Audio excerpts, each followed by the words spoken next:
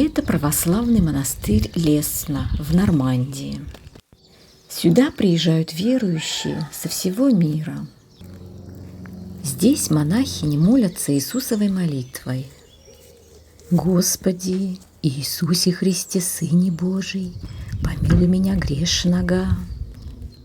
А на французском языке она звучит так.